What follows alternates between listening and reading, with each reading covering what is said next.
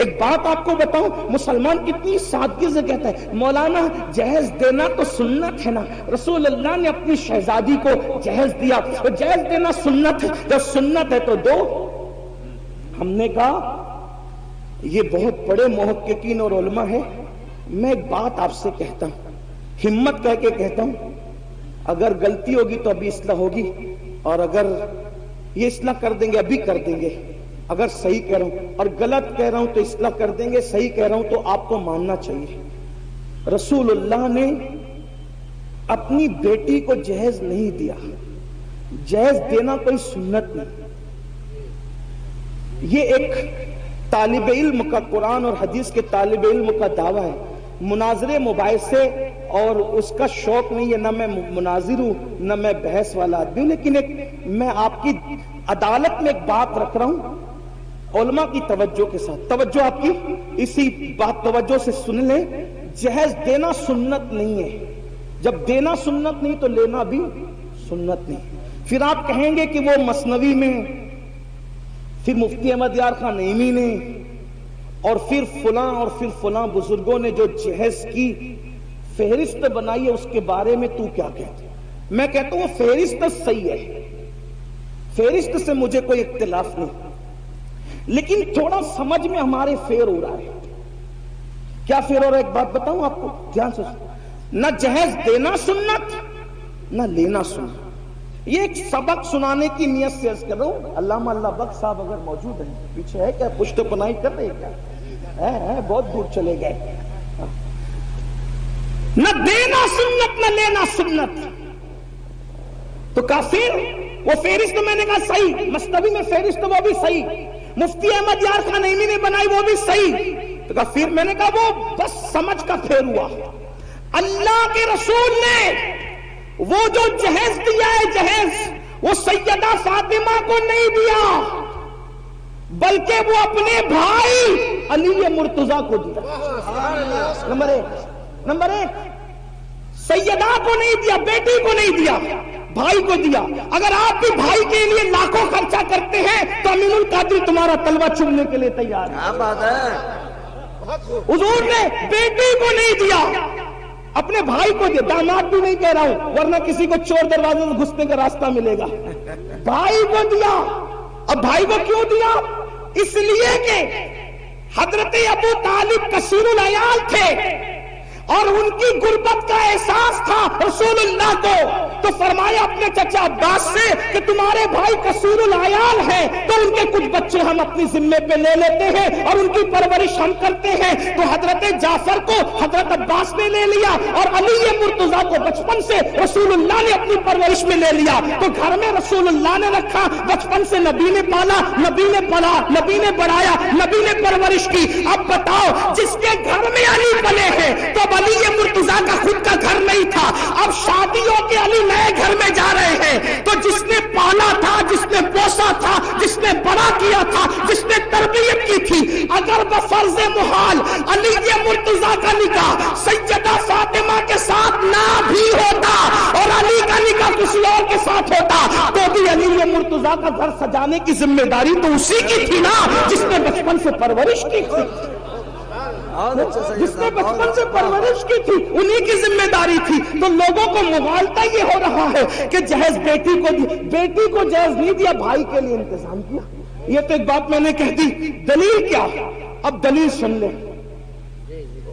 ایک کھجور، توجہ، ایک کھجور کسی ماں یا باپ کے پاس آئے اور وہ دو بچوں میں برابر برابر تقسیم نہ کرے تو اللہ کے رسول فرماتے کھجور کی غلط تقسیم کرنے پر بھی اللہ کو جواب دینا پڑے گا۔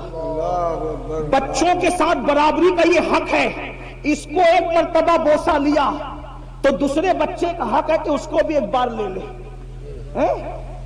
جو مذہب بوسہ لینے میں برابری دیتا ہو بچوں کے لیے، تو اب سنیں، میرے نبی کی ایک بیٹی تو نہ تھی نا، ہمارے عقیدے میں اہل سنت کے عقیدے میں نبی کی کتنی شہزادیاں ہیں؟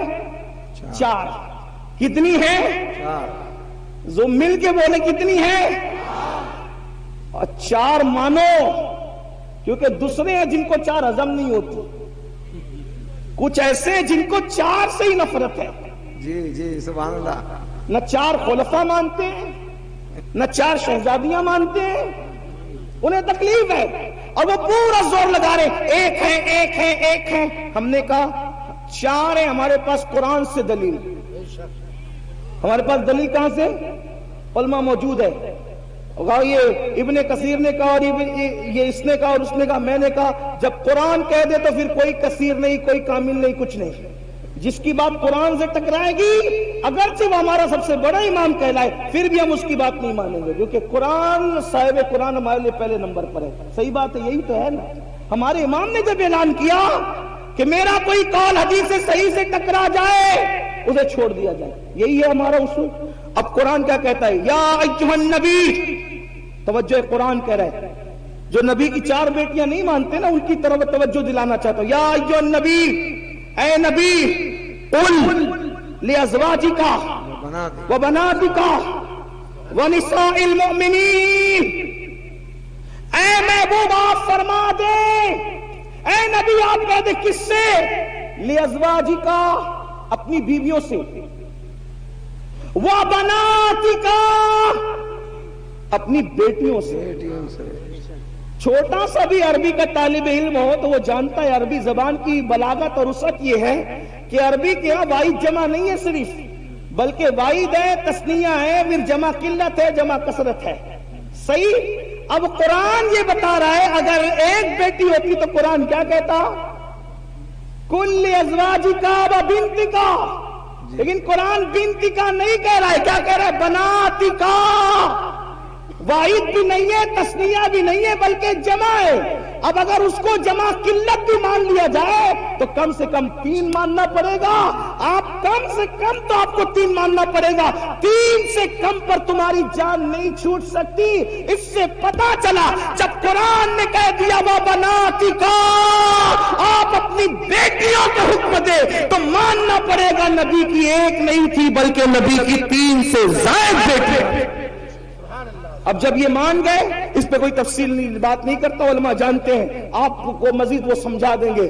تو جب نبی کی 4 بیٹیاں ہیں اور آپ کہتے سیدہ فاطمہ کو جہیز دیا، کس کو جہیز دیا؟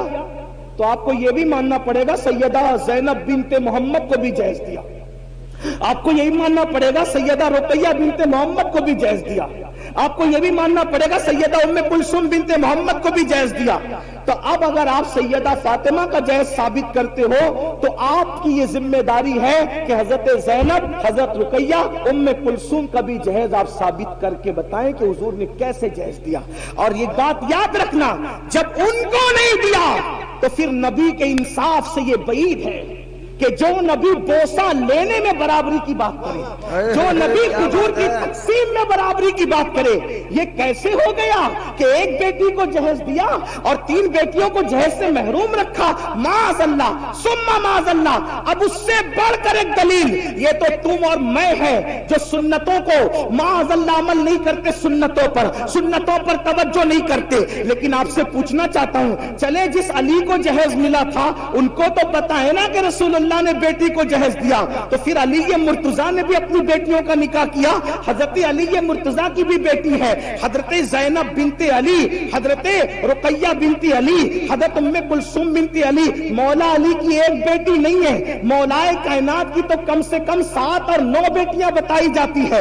تو جس علی نے نکاح کے وقت اپنے سسر سے جہیز لیا اپنی بیوی کی شکل میں، اپنی بیوی کے جہیز کی شکل میں، تو آپ سے پوچھتا ہوں اس علی مرتضیٰ نے جب جہیز لیا تو اپنی کس بیٹی کی شادی پر انہوں نے جہیز دیا؟ یہ بھی آپ کو ثابت کرنا پڑے گا. اور دوسری بات، وہ صدیق اکبر افضل البشر بعد الانبیاء بالتحقیق ابو بکر صدیق، وہ عبداللہ ابن عمر جو مسکرانے کی بھی سنت ترک نہیں کرتے تھے. ایک مرتبہ مسکران ایک صحابی، کسی نے پوچھا کیوں ہنس رہے ہو؟ کہا مجھے بھی نہیں پتا کیوں ہنس رہا ہوں، یہاں کھڑے رہ کر میرے یار نے مسکرایا ہے بس میں بھی مسکرا رہا ہوں. حضرت عبداللہ ابن عمر اپنی امامے کے شملے کو درخت سے الجھا رہے. کسی نے کہا یہ کیا بچپنے کی حرکت ہے؟ وہ فرمایا بچپنے کی حرکت لوگوں کو لگا کرے.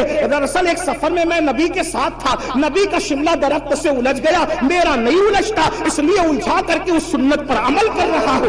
آپ سے پوچھنا چاہتا ہوں, جو مسکرانے کی سنت نہ چھوڑے, جو ہڈی چوسنے کی سنت نہ چھوڑے, جو اللہ اکبر, جو درخت سے شملہ الجھانے کی سنت نہ چھوڑے, ارے وہ سب تو اپنی جگہ رسول اللہ نے جو کام کلی کیے بغیر کیا, وہ بھی کلی کیے بغیر کر کے وہ کام سنت پر عمل کرتے نظر آ رہے ہیں. آپ سے پوچھنا چاہتا ہوں, وہ اتنے سنتوں کے پابند تھے, انہوں نے تو یہ بات کہی ہوتی کیا 1450 سال کے بعد ہندوستان میں یو پی والوں کو یہ سنت سمجھ میں آئی, بہار والوں کو یہ سنت سمجھ میں آئی, بنگال والوں کو یہ سنت سمجھ میں آئی؟ ابو بکر صدیق سیدہ فاطمہ کے نکاح رخصتی کے چشمدید گواہ ہے. اگر انہوں نے جہیز دیتے ہوئے رسول اللہ کو دیتا دیکھا ہوتا تو صدیق اکبر بھی تو اپنی بیٹی کو جہیز دیتے. صدیق اکبر نے جہیز نہیں دیا, فاروق اعظم نے جہیز نہیں دیا, عثمان غنی جیسے غنی اور مالدار نے جہیز نہیں دیا, اور آپ کہتے ہیں جہیز دینا سنت ہے. یہ ذمہ داری تو میرے ان محقق بھائیوں کے سر پر ہے جو ہم پر مسلط کرنے کے جہیز دینا سنت. محقق سے مراد علماء نہیں ہے, محقق سے مراد یہ ہوٹل پہ بیٹھے ہوئے لوگ ہیں جو بغیر علم کے فتوی, علماء نے تو کبھی تائید کی ہی نہیں. ارے کیا کیا کیا یہ لوگ کیوں آ رہے ہیں بھائی وہیں روکو بلا وجہ. علماء نے تو کبھی تائید کی ہی نہیں. دراصل یہ سارے خرافات کی تائید نفس کے غلام لوگ کر رہے ہیں. میری گزارش ہے آپ سے, اگر قوم کی بچیوں کی آبرو اور عزت سے تھوڑی بھی دلچسپی ہو,